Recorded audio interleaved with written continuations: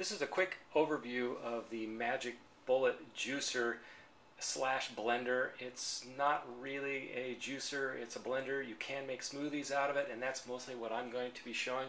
You can grate cheese, mince meat, all sorts of different things. It's kind of got like a little bit of a food processor thing to it. But for the most part, what I'm interested in with my particular website and my thrust is all about juicers. So that's the closest thing to that is going to be the a smoothie type thing. So we're going to explore that a little bit here. It comes with this particular one comes with 17 different parts, and they include the actual blender itself. You end up getting like a strainer with the small holes in it, one with the larger ones in it, like for cheese and things like that. It comes with two just regular lids that you can put on the different glasses, so if you want to store something. There are two different blades. One is a cross blade, and the other one is just a flat blade. And the flat blade is used more for things like herbs and coffee beans and things like that, while the cross blade is used for almost everything else. There is also two containers. There's a small one and a larger one.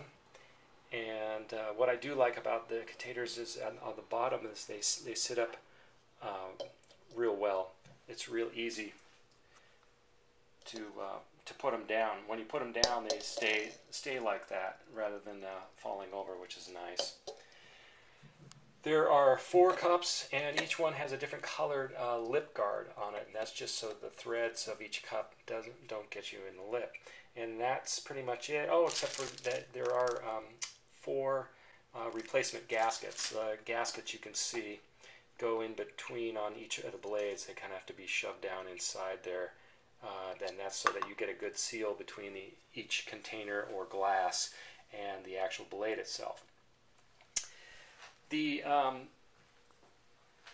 actual blender, the way that it works as far as the on-off part of it, is the pieces fit in, and then there's these little notches, and the little notches, you have to put the little notches of the actual blade attachment into the little notch receptacles within the actual juicer, and then when you push down, that's what turns it on. So they call it pulsing. And you can also push it down and lock it by bringing it over to one side, kind of like that. So the motor looks pretty strong, looks pretty good. I'm actually kind of surprised. I thought this would be a lot cheesier than it is as far as a product, but I think it might be actually pretty good. Okay, what I'm going to make is just a quick little smoothie using bananas, frozen blueberries, and some just frozen berry mix. And then also I'm using kefir that I got at Trader Joe's. And kefir is like a liquid yogurt kind of stuff. And my nutritionist said it was real good for me since I've had some problems in the past with things. Goat kefir would be a lot better, but it's like way expensive, and this is reasonable, and my nutritionist said that was fine. So first we're going to put a little, I'm using the big container, just going to put a little kefir in there.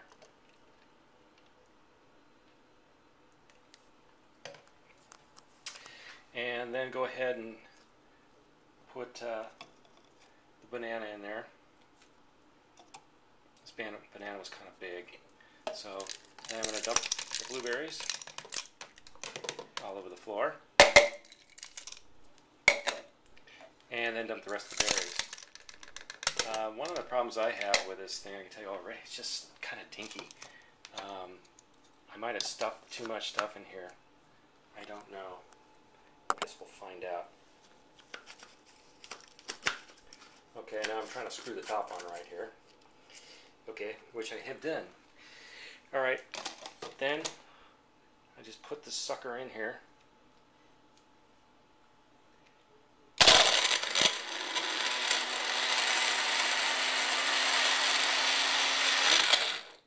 Okay, well that didn't really work out all that great so far. There might be too much stuff in there or not enough liquid. Okay, so I'm going to put a little bit of water in there.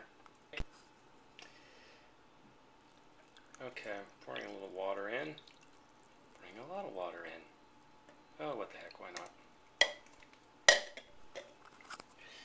And then screwing the top back on.